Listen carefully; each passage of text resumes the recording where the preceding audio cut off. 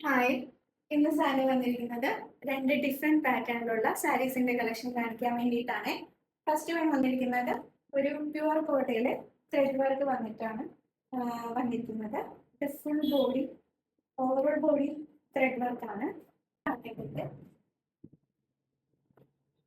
മുന്താണി ഭാഗം വരുന്നത് ഇങ്ങനെ ഫുള്ള് സാരി ഫുള്ള് ഇതുപോലെ ത്രെഡ് വർക്കും ചെറിയ ചെറിയ ബൂട്ടീസും വന്നിട്ടുണ്ട്.